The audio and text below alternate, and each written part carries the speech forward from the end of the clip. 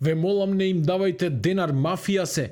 Со ваков апел доктор Ненад Лазаров од клиниката за гинекологија ја алармира јавноста за, како што тврди, организирано лажно просење во кругот на клиничкиот центар во Скопје. Според него, лицата кои се представуваат како просијаци и инвалиди се стратешки распоредени околу болниците и ги таргетираат најранливите, сиромашни и изнемоштени пациенти кои доаѓаат по здравствена помош. Лазаров тврди дека станува збор за добро координирана мрежа што секојдневно собира значителни суми кои потоа ги укрупнува по локални продавници. Најсиромашните што движат по клинички, скромни стуткани луѓе со секакви маки дојдени по болнициве, најчесто се жртви и даваат пари на овие хоштаплери што глумат просијаци и инвалиди, а не се. Најверојатно и делат со нив од последните парички, стратешки се распоредени по клинички. Ве молам денар да не им давате. Цела мафија се организирана секој ден. Илјадници денари укрупнуваат по локални продавници, дури и во црквата на клинички. Заработуваат повеќе од сите нас. Пред некој ден, пред мои очи, 7.000 денари укрупни еден од нив. Со кола доаѓаат, со кола си одат. Да сум на власт. Ова се треба на долго време да се затвори за пример.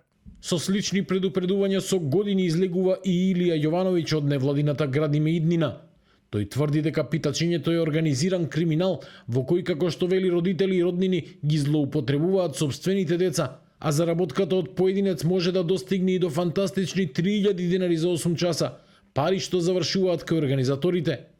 Јовановиќ посочува дека со претходниот министер за здравство биле блиску до системско решение на проблемот, но додава дека одговорност имаат и агенциите за обезбедување на болниците во комплексот клиники.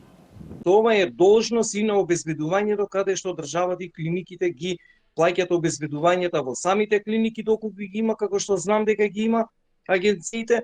Значи не сме задоволни од нивното непрофесионално работење кон пациентите на ова, затоа што тие се тие кои треба да ги отстрануваат и да ги повикуваат службите, полицијата и понатака да се проследи овој процес. Ние ќе се бориме со последните сили се додека последното дете не го спасиме, не се откажуваме, а на организаторите и на мафијата не им бегат затворските кели.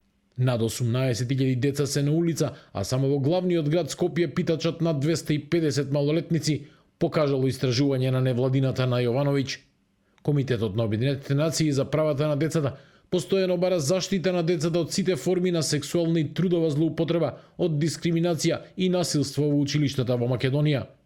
Комитетот бара да се стави крај на малолетничките бракови, питачењето и трудовата експлоатација на децата и препорача секое дете да може да добие извод од матична книга бесплатно, а децата без државјанство да добијат документи.